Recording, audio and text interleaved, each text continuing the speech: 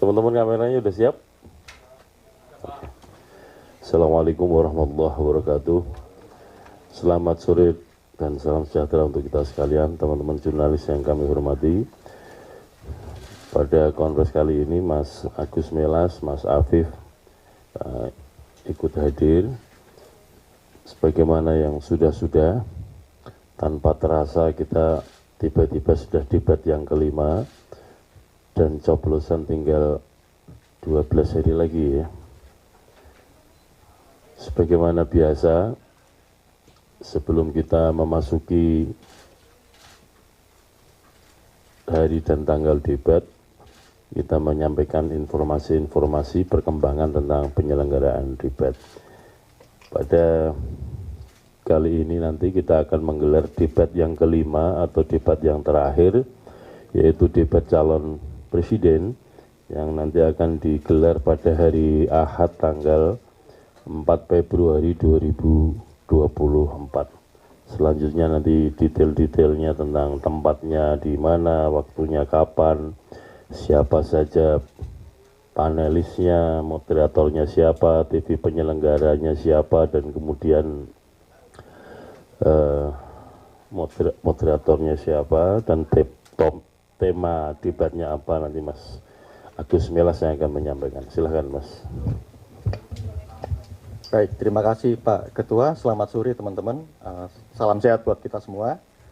Sebagaimana yang disampaikan Pak Ketua, teman-teman sekali lagi terima kasih untuk kehadirannya. Saya juga sama, tidak terasa sudah jelang debat kelima kok rasanya cepat gitu. Baik teman-teman, kami mau memberikan update terkait dengan persiapan pelaksanaan debat kelima dari keseluruhan rangkaian debat pasangan calon presiden wakil presiden pada pemilu 2024. Debat kelima nanti akan yang akan melaksanakan debat itu calon presiden akan dilaksanakan pada hari Minggu tanggal 4 Februari tahun 2024 bertempat di Jakarta Convention Center. Nah, untuk tema debat kelima ini, sebagaimana tema yang sudah kami tetapkan sebelumnya, kami sudah mendiskusikan dengan tim paslon, juga media penyelenggara, dan kami sepakati tema debat untuk pelaksanaan debat kelima ini, yang pertama tentang pendidikan, yang kedua kesehatan, yang ketiga ketenaga kerjaan, yang keempat kebudayaan, yang kelima teknologi informasi, dan yang keenam kesejahteraan sosial dan inklusi.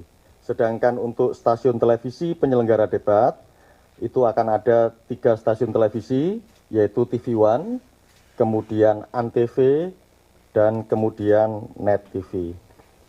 Debat akan diselenggarakan selain pada tanggal 4 Februari tahun 2024 mendatang, juga secara on air, akan diselenggarakan pada pukul 19 waktu Indonesia Barat.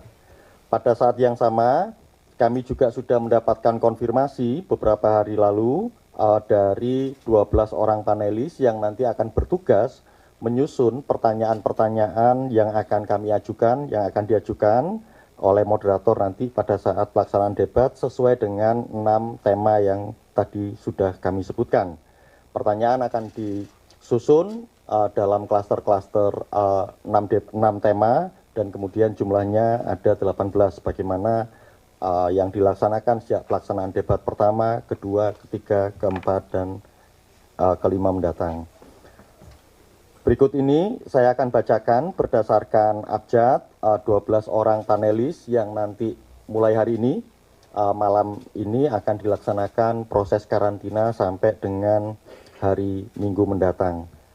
Yang pertama untuk panelis debat kelima, yang pertama Profesor Dr. Aminuddin Syam, SKM, MKes, MED, Guru Besar Fakultas Kesehatan Masyarakat Universitas Hasanuddin, sekaligus Ketua Umum Perhimpunan Sarjana dan Profesional Kesehatan Masyarakat Indonesia atau Persakmi periode 2022-2026. Yang kedua, Profesor Asep Saifuddin Jahar, MA PhD, Rektor Universitas Islam Negeri Syarif Hidayatullah, Jakarta, periode 2023-2027.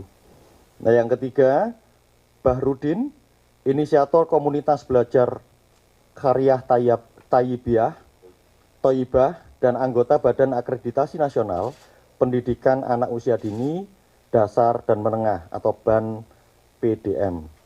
Yang keempat, Damar Juniarto, akademisi Universitas Pembangunan Nasional Veteran Jakarta, pendiri Pikat Demokrasi dan penasehat Southeast Asia Freedom of Expression Network atau SIFNet. Yang kelima, Profesor Emeritus PM Laksono PhD, Guru Besar Antropologi, Fakultas Ilmu Budaya, Universitas Gadjah Mada. Yang keenam, Imam Prasojo, Sosiolog Universitas Indonesia. Yang ketujuh, Ono Widodo Purbo, PhD, Ahli Teknologi Informasi, Wakil Rektor Institut Teknologi Tangerang Selatan. Yang kedelapan, Dr. Anda Reni Kusumowardani, MPSI, Psikolog.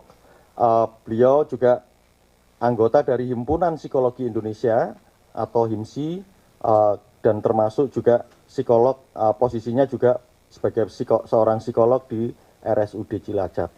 Yang kesembilan, Timbul Siregar, SSI, SHMM, Sekjen Organisasi Pekerja Seluruh Indonesia atau OPSI, sekaligus Koordinator Advokasi BPJS Watch. Yang ke-10, Tolhas Damanik, M.Ed, penasihat hak disabilitas pada General Election Network for Disability Access atau Agenda. Beliau juga aktivis disabilitas. Yang ke-11, Dr. Andes Tukiman Taruna Sayoga, MS PhD, dosen pada program Pasca Sarjana, program Penyuluhan Pembangunan Universitas 11 Maret, Surakarta, sekaligus dosen program Doktor Ilmu Lingkungan Universitas Katolik Sugiya Pranata di Semarang. Yang ke-12 atau yang terakhir, Profesor Vina Andriani, M.Ed, PhD, Guru Besar di bidang Pendidikan Anak Usia Dini dan Gender, Universitas Pendidikan Indonesia. Selain 12 orang panelis yang sudah kami sebutkan, kami juga sudah menetapkan 2 orang moderator untuk pelaksanaan debat kelima mendatang, yaitu Andromeda Mercury dan Dwi Anggia, keduanya jurnalis TV One. KPU juga sebelumnya sudah menggelar beberapa rapat, baik evaluasi yang melibatkan antara KPU dengan tim paslon, kemudian beberapa kali juga melakukan rapat antara KPU dengan media penyelenggara, dan juga rapat koordinasi yang melibatkan 3 pihak, KPU, tim paslon, juga media penyelenggara, dan kemudian hasil-hasilnya itu sebagaimana yang kami sampaikan. Untuk nanti pelaksanaan debat kelima pada tanggal 4 Februari tahun 2024 mendatang di JCC, secara prinsip waktu dan segmen dari pelaksanaan debat tidak mengalami perubahan.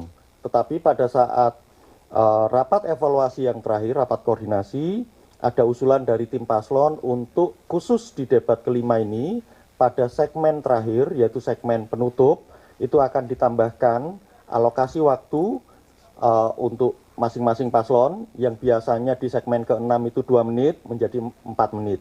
Tanpa mengubah durasi waktu total pelaksanaan debat 120 menit. Kami sudah kelola itu dan kami sudah atur, dan kemudian nanti khusus di segmen ke-6 atau penutup, maka alokasi waktu untuk closing statement dari masing-masing calon presiden akan dipenuhi sebanyak 4 menit masing-masing paslon. Demikian teman-teman yang bisa kami sampaikan, sekaligus satu poin tadi yang terkait dengan perubahan dari sisi waktu, tanpa kemudian mengubah keseluruhan.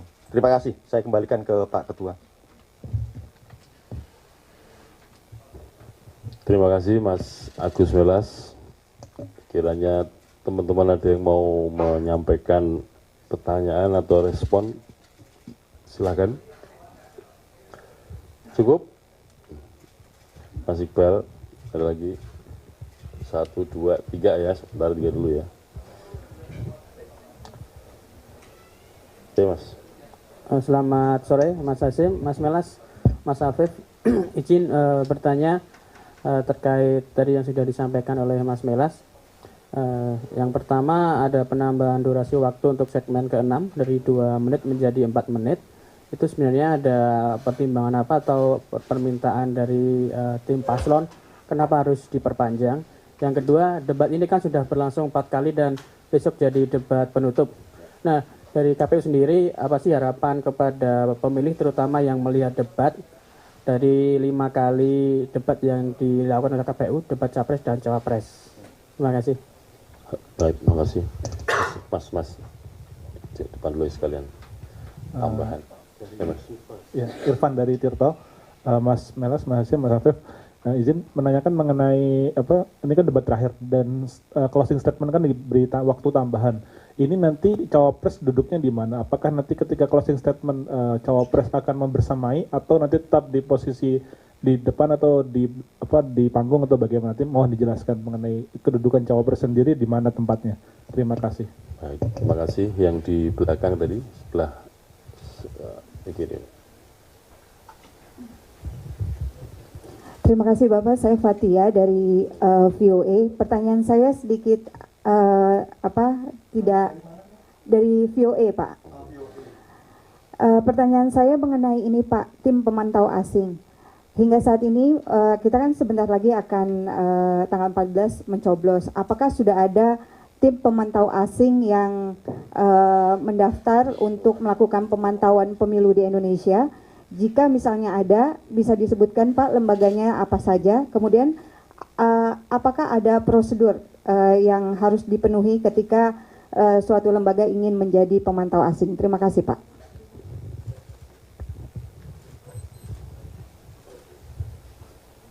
Siap, Rio. Oke, lanjut. Rio dari Antara News. Soal debat, Pak, tadi berarti kan dari 2 menit jadi 4 menit ya di segmen ke-6. Itu mengorbankan waktu segmen berapa atau waktu yang mana? Itu satu. Kedua, di luar tema hari ini, mau update aja sih soal pilkada kali ya, mungkin. Mas, khusus kali ini debat Oh iya, saja. terima kasih. Oke. Ada lagi? Yang depan. Ya, selamat sore Pak, saya Reski dari C-Today. Saya mau nanya terkait dengan adanya di debat itu kan, di beberapa debat lalu ada istilahnya gimmick yang dilakukan pada saat debat itu. Apakah ada peraturan baru terhadap gimmick tersebut, dan jikalau ada apakah akan secara tertulis sebelum debat itu berlangsung atau seperti apa? Terima kasih.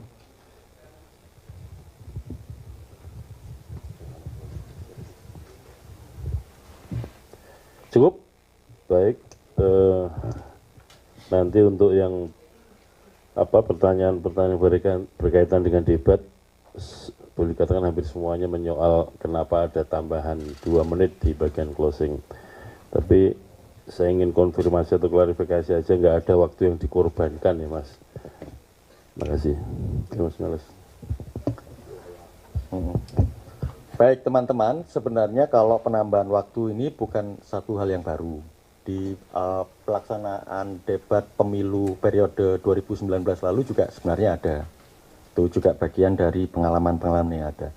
Nah memang khusus mengapa kemudian di debat kelima, dan kemudian ya semacam sesuatu yang sangat spesial gitu. Nah, ini sebenarnya kan karena kebutuhan dari masing-masing tim paslon, bagaimanapun juga debat itu kan salah satu metode. Nah, pada akhirnya closing statement nanti terkait dengan visi misi, dan kemudian kelihatannya memang kalau dalam suasana rapat-rapat debat, pada akhirnya ada semacam kesadaran di antara tim paslon untuk nanti ada momen tertentu di bagian-bagian akhir. Nah, saya nggak tahu nanti mungkin ini bagian dari gimmick kali ya.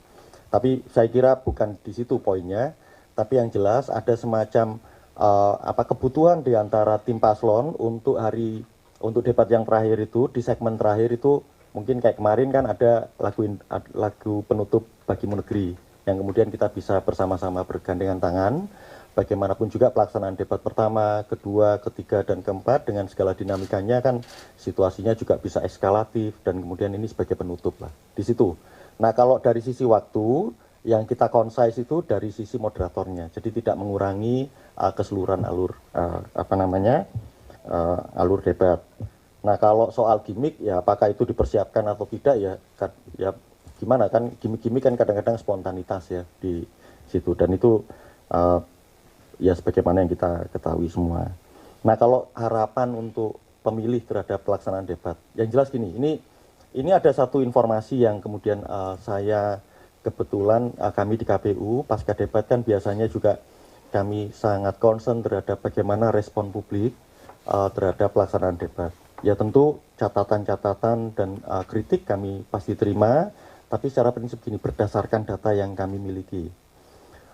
Sampai debat 4 kali debat itu kalau kita lihat dari sisi 9 TV ya, stasiun TV yang kami punya data itu tercatat sekitar 394 juta total jangkauan penonton yang tidak terduplikasi. Nah kalau kemudian kita bagi 4 saja, kan ini baru 4 kali debat ya, tentu nanti kita nunggu data yang terakhir, itu rata-rata setiap kali pelaksanaan debat itu bisa menjangkau sampai 94 juta lebih. Nah jadi sebenarnya begini, lepas dari segala dinamika yang ada, catatan dan kritik yang ada, pada akhirnya momentum debat mulai yang pertama sampai dengan yang terakhir keempat itu membuat publik menjadikan perhatian yang luas kepada masyarakat dan kemudian pasca termasuk bagian yang pra-debat, kemudian pada saat debat kan apalagi itu macam-macam dialog di berbagai stasiun televisi, itu juga membicarakan hal yang sifatnya kualitatif, termasuk yang kuantitatif, misalnya diksi-diksi yang sering muncul, dan kemudian pasca debat itu kemudian sebagian media monitoring, analisis dan juga pantauan yang kami lakukan di beberapa kanal-kanal informasi dan penyiaran itu kami perhatikan debat-debat, tema-tema debat yang kemudian dibahas itu kemudian didiskusikan lebih lanjut. Jadi sebenarnya kami sangat memberikan apresiasi yang luar biasa untuk publik secara luas di Indonesia yang terlibat secara aktif untuk melihat dan harapannya tentu ini akan menjadikan tujuan kampanye ya melalui metode debat ini menjadi satu instrumen yang penting bagi pemilih untuk memastikan bahwa memang inilah kualifikasi dari setiap pasangan calon baik presiden maupun wakil presiden yang diberikan ruang dalam pelaksanaan debat untuk memaparkan visi misi maupun programnya. Menurut saya kalau dari sisi datanya begitu. Jadi harapannya tentu saja kalau kita lihat antusiasme penonton ya dan kemudian jangkauan yang kemudian berdasarkan data yang kami miliki ya ini sesuatu yang luar biasa. Nah sedangkan apapun nanti pilihan pemilih yaitu kita semua wajib menghormatinya. Tetapi antusiasme itu tidak bisa diabaikan. Pelaksanaan debat pemilu presiden dan wakil presiden tahun 2024 melalui metode debat ini menjadi hal yang sangat menarik. Nah nanti kalau soal posisi cawapres pada saat segmen terakhir nanti kita akan diskusikan lah sama teman-teman tim paslon. Secara prinsip debat kelima ini kan diperuntukkan untuk capres. Nah apakah nanti mendampingi atau tidak memang ini satu hal yang kami belum bicarakan, tapi yang jelas debat ini untuk capres. Tapi bisa saja tidak ada persoalan tanpa mengurangi substansi apapun, karena ini kan bagian dari visi misi, bagian dari penutup kan, itu bisa saja dilakukan. Tapi tentu saja karena persiapannya kan sejak semalam itu sudah dilakukan loading, malam ini juga posisinya karantina, malam ini juga akan ada semacam geladi kotor, dan itu biasanya melibatkan bukan hanya media penyelenggara, tapi juga dari tim paslon kan, termasuk nanti hari Sabtu biasanya ada rehearsal gitu, geladi resik, itu nanti kami bisa diskusikan. Saya kira kalau misalnya ternyata menarik untuk kemudian dan disepakati untuk kemudian cawapresnya juga mendampingi, menurut kami tidak ada persoalan sama sekali di situ. Nah kalau soal yang pemantau asing nanti Pak Afifuddin, karena memang kami sedang susun program election visit program. Memang kalau pemantau pemilu itu kan akreditasinya di Bawaslu, tapi memang ada kebutuhan yang biasanya juga setiap saat dilakukan pada saat periode pemilu, ada perwakilan-perwakilan dari negara-negara sahabat yang melakukan kunjungan. Tapi Pak Afif detailnya, karena beliau yang dapat mandat dari KPU untuk mengelola program election visit program pemilu tahun 2024. Terima kasih teman-teman. Terima kasih Pak. Jadi teman-teman sekalian, debat capres cawapres itu kan 5 tahun sekali, karena memang pemilunya 5 tahun sekali. Jadi kalau kemudian bagian closing ada tambah-tambah waktu, saya kira sesuatu yang wajar ya, karena itu kan pesan akhir yang disampaikan dalam perdebatan resmi yang diselenggarakan oleh KPU. Yang kedua, Bapak Ibu sekalian, teman-teman, saya kira teman-teman juga mengikuti dan juga ikut meramaikan 5 kali debat ini. Di antaranya yang paling menonjol itu sebelum debat dimulai, itu kan ada kurang lebih seminggu perdebatan sendiri yang membahas debat yang melibatkan banyak pihak dengan berbagai macam dinamikanya ya. Dan setiap kali, seperti disampaikan Mas Agus Milas tadi, setiap kali menjelang debat atau pada sesi debatnya itu sendiri dan pasca debat itu kan masing-masing stasiun televisi atau bukan lembaga-lembaga penyiaran itu membuka sesi perdebatan sendiri, membahas tentang tema-tema yang dibahas maupun peristiwa debatnya itu sendiri. Nah, setidak-tidaknya apa yang disampaikan Mas Agus Melas tadi itu menunjukkan bahwa antusiasme warga negara Indonesia, pemilih Indonesia dan semua pihak terhadap debat calon presiden maupun calon wakil presiden untuk pemilu 2024 ini meningkat. Dan juga berkaitan dengan perkembangan lembaga penyiaran termasuk media sosial ya, sehingga perdebatannya makin luas, jangkauannya juga makin luas. Nah, saudara sekalian, sebagaimana kita ketahui, dalam bentuk partisipasi masyarakat yang dikenal di Undang-Undang Pemilu itu diantaranya adalah lembaga survei. Nah, kalau lembaga survei itu mendaftar akreditasi dan yang menerbitkan sertifikatnya adalah KPU.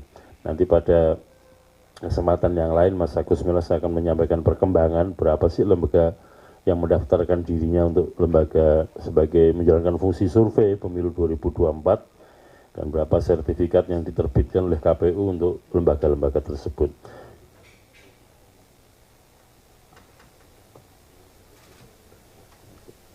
Ini menurut informasi Mas Agus Milas, sampai saat ini yang mendaftar ada 83 lembaga dan 81 lembaga diantaranya itu sudah diterbitkan sertifikasinya. Jadi masih ada 2 yang sedang diproses. Di sisi yang lain, untuk pemantauan pemilu, lembaga-lembaga yang akan mengerjakan pemantauan pemilu itu mendaftar dan akreditasinya di Bawaslu. Itu yang diatur di dalam Undang-Undang Nomor 7 2017 tentang pemilu. Sebagaimana disampaikan Mas Agus Melas, KPU juga akan menggelar election visit program, yaitu program untuk mengundang negara-negara sahabat, KPU dari negara-negara sahabat dan juga beberapa lembaga internasional yang concern atau hari-hari yang menjadi ruang lingkup pekerjaannya adalah tentang kepemiluan untuk hadir menyaksikan, memantau kepemiluan dalam hal ini hari H pemungutan suara 14 Februari 2024. Tentu saja diundangnya beberapa hari sebelumnya ada rangkaian acara, nanti tentang kurang lebihnya seperti apa, gambaran sementara ini Mas Afif yang akan menyampaikan. Nanti kalau sudah mendekati kita akan sampaikan perkembangan lebih lanjut. Silakan Mas Afif. Iya. Berita tambahan dong ya. Di luar skenario. Baik Mas Ketua, Mas Melas, teman-teman sekalian, teman-teman media, terima kasih atas waktu dan kesempatannya. Sejatinya kita rencanakan ada kompresor sendiri menjelang hari pemungutan suara terkait dengan pertanyaan teman dari VOA tadi, pemantau luar negeri atau pemantau asing. Sebagaimana kita tahu Undang-Undang 7 mengatur akreditasi pemantauan itu dilakukan atau dikeluarkan oleh Bawaslu. Sebagaimana termaktub dalam Undang-Undang 7 pasal 351 ayat 6.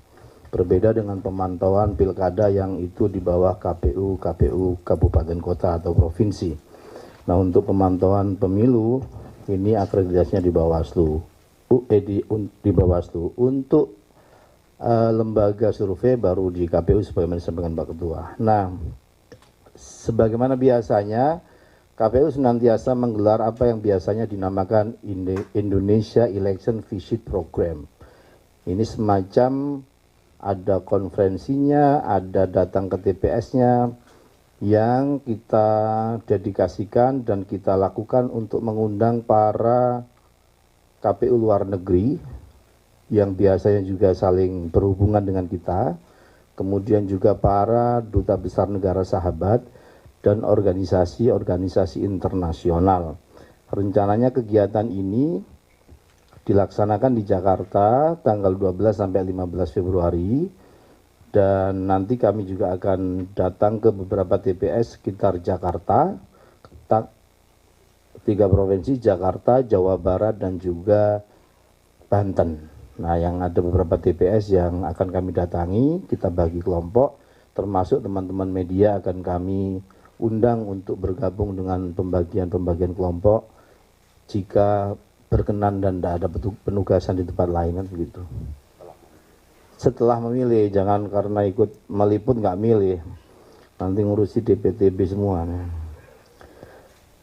Teman-teman sekalian, saya mau mengupdate beberapa update dari perkembangan yang sudah mengkonfirmasi kehadiran dari 31 KPU negara-negara sahabat yang sudah konfirmasi 8 negara, kemudian dari kedutaan negara-negara, dari 45 sudah ada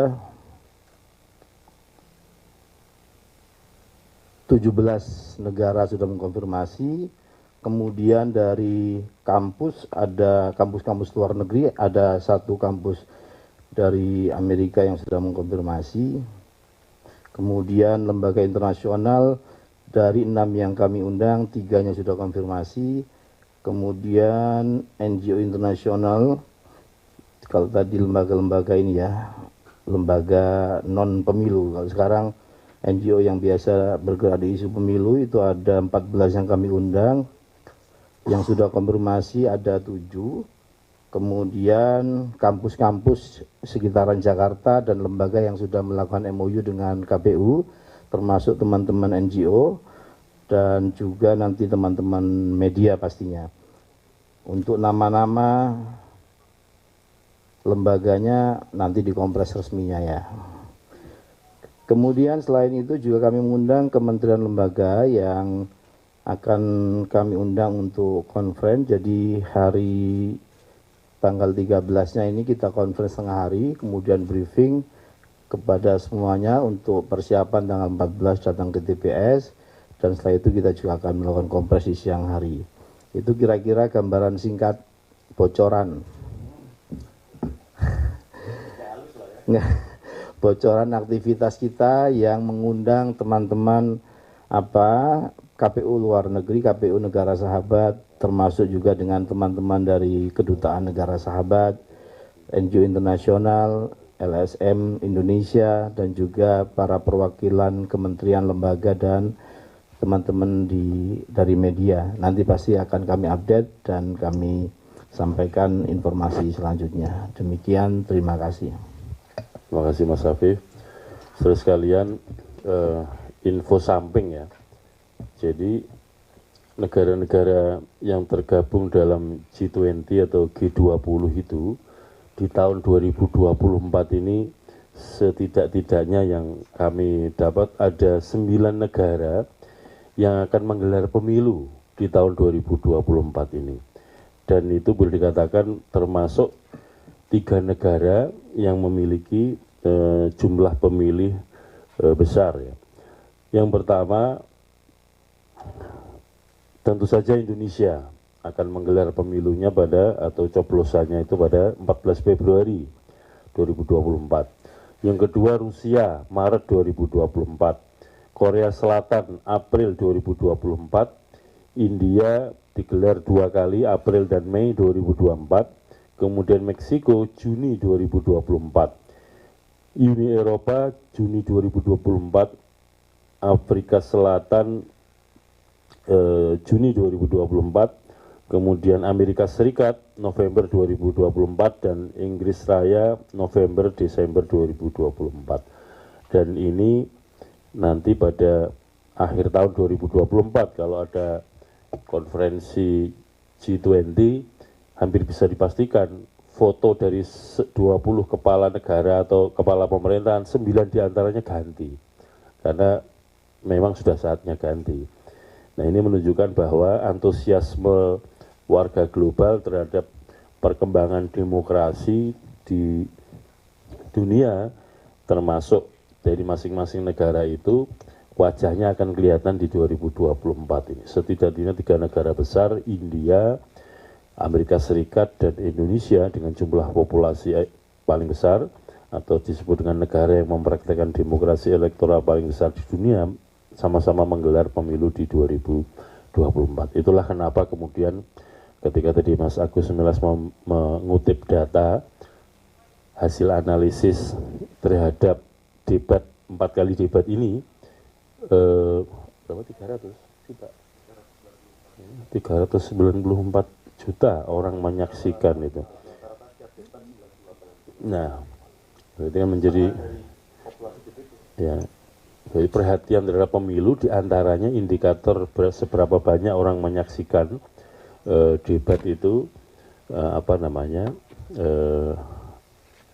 besar ya. Ya diantaranya kalau kita membaca konteks globalnya tadi itu ternyata ada 9 negara yang menjadi anggota G20 atau G20 itu akan menggelar pemilu di 2024 ini. Tentu saja perkembangan ekonomi global dan segala macamnya itu juga akan berpengaruh terhadap pemilu dan juga akan dipengaruhi termasuk situasi perkembangan dinamika ekonomi global maupun ekonomi masing-masing negara akan dipengaruhi oleh penyelenggaraan pemilu di 9 negara-negara yang tergabung dalam G20 tersebut termasuk Indonesia.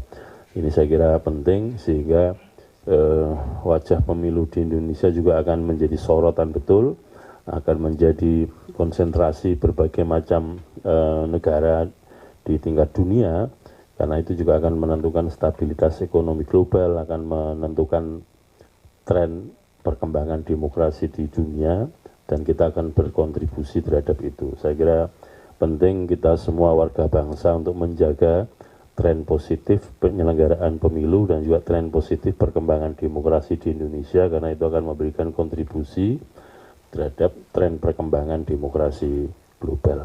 Demikian yang dapat kami sampaikan. Terima kasih. Selamat sore. Assalamualaikum warahmatullahi wabarakatuh.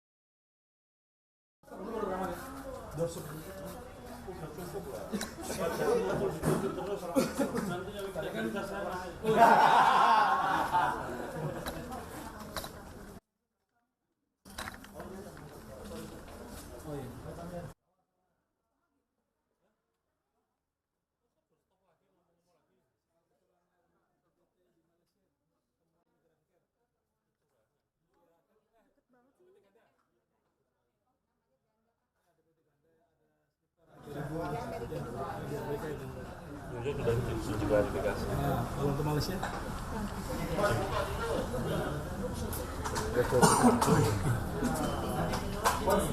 Jadi berkaitan dengan catatan dari Migran Care tentang adanya data ganda, sebagaimana kita ketahui Migran Care merilis data untuk DPT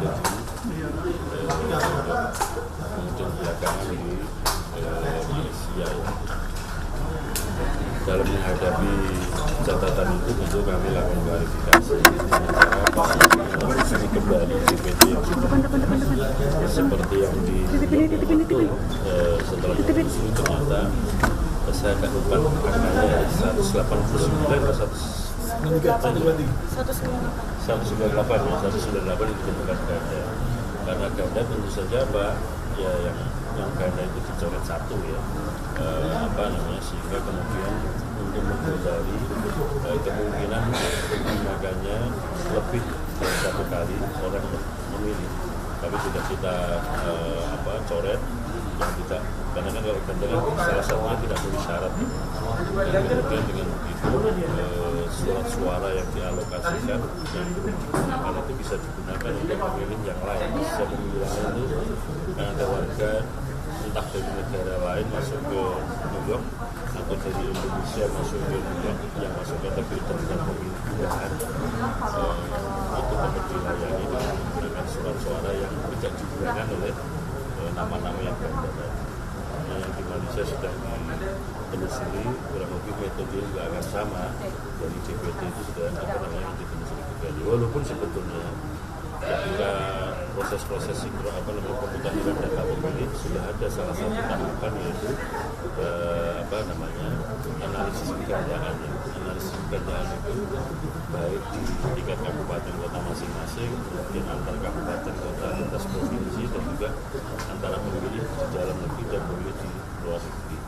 Namun demikian kalau datanya ternyata masih ada kegandaan, juga kami tidak menutup diri untuk dilakukan koreksi-koreksi supaya menghindari potensi-potensi digunakan nama-nama itu yang tidak kita bisa. Cukup? Pak.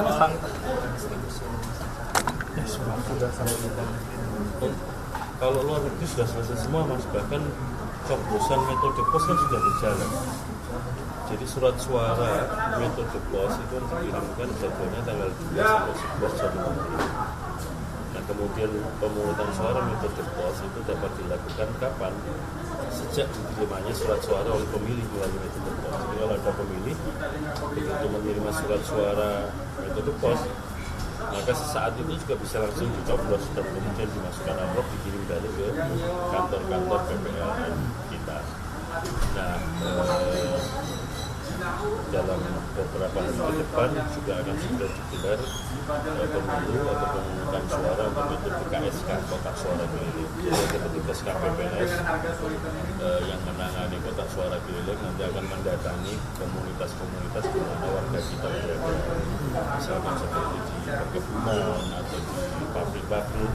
Tapi kotak suara keliling ketika datang kan sudah ada surat suaranya. Kenapa sudah ada surat suaranya? Sudah ada DPT-nya. Jadi masing-masing kotak suara keliling itu ada DPT-nya. Karena surat suara itu dicetak basisnya adalah atau dasarnya adalah jumlah pemilih di dalam DPT. Jadi tidak kemudian asal-asalan bawa kotak suara, ada surat suara lalu siapapun boleh nyoblos, enggak.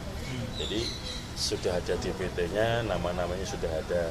Sehingga untuk di luar negeri khusus untuk kotak suara keliling untuk memastikan bahwa yang menggunakan hak pilih itu namanya adalah nama sebagaimana yang terdaftar di DPT, itu kita minta teman-teman PPLN, KPPS luar negeri atau KPPS LN untuk mendokumentasikan ya sebelum memfoto sebelum menggunakan hak pilih, menunjukkan identitas dulu, paspor dan segala macamnya itu, dan kemudian difoto wajah pemilih dengan identitas itu supaya dalam rangka untuk menghindari atau mengantisipasi yang hadir itu bukan orang sebagaimana yang terdaftar di dalam DPT. Kemudian untuk kotak metode pos nanti kan digelar mendekati tanggal 14 Februari. Sama dengan di Indonesia, tapi sebagian besar di 128 PPLN itu dilaksanakannya lebih awal daripada di Indonesia. Hanya saja ini penghitungan hasil suaranya itu dilaksanakan bersamaan dengan pemilu di dalam negeri. Jadi tidak dihitung lebih awal, tapi bersamaan. Satu lagi dari KPU. Nah, kalau yang di dalam negeri untuk surat suara formulir sudah di atas 99% ya.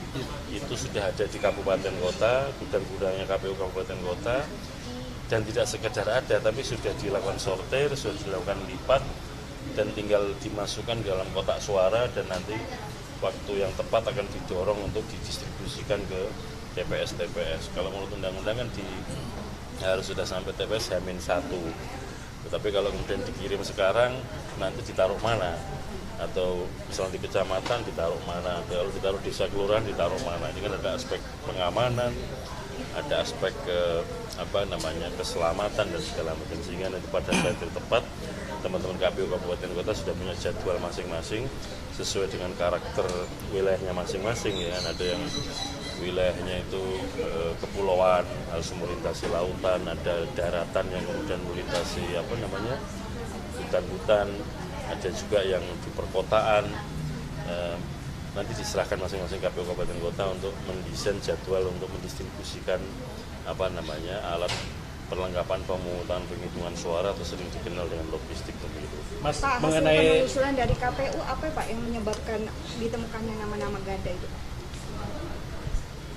Ya namanya kegiatan pemutahiran data pemilih sudah dilakukan analisis kegandaan ya Pak. Yang namanya data jutaan itu kalau kelewatan ya saya kira masih wajar. Tetapi yang ingin kami pastikan bahwa sekiranya ada nama yang ganda, itu kita pastikan alat kontrolnya dengan daftar hadir.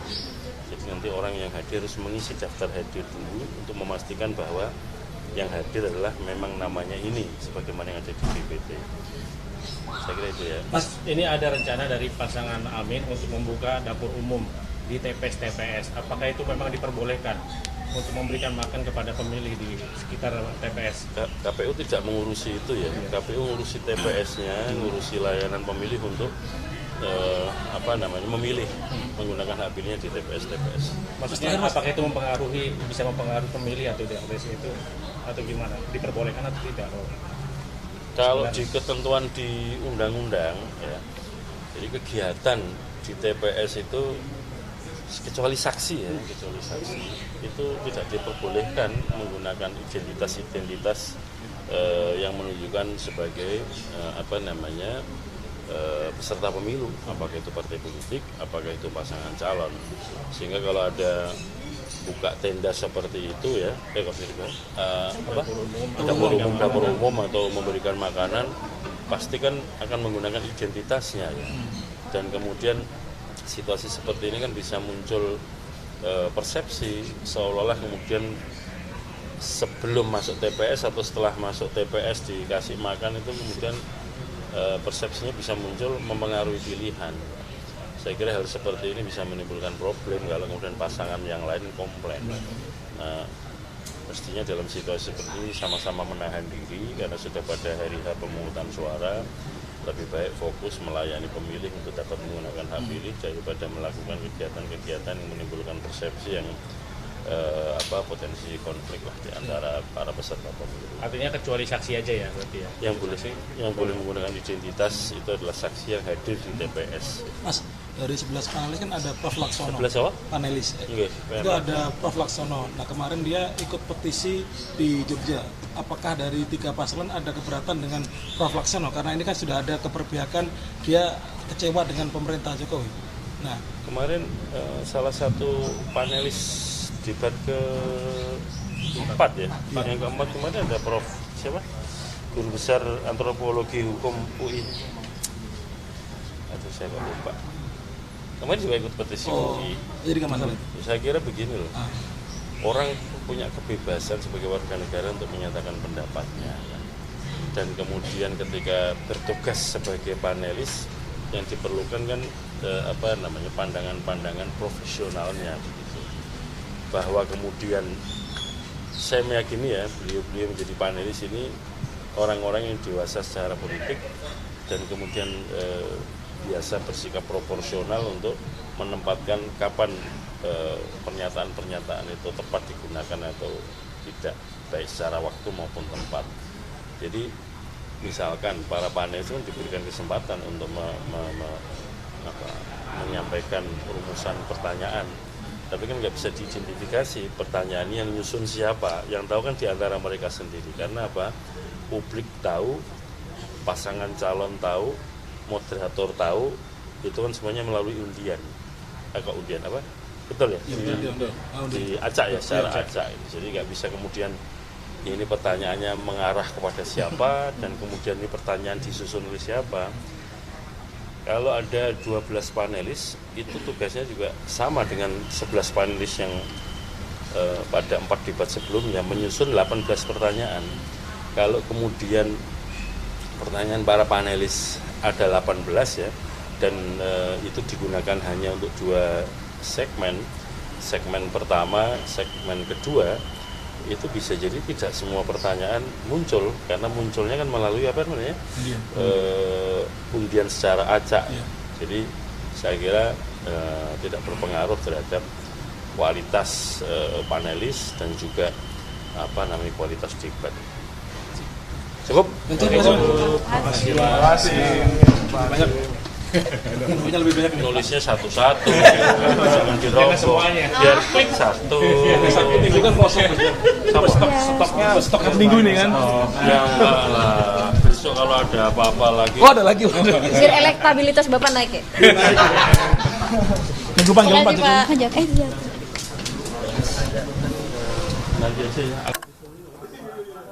Saya masih ada 2 Mas, ya, kesempatan yang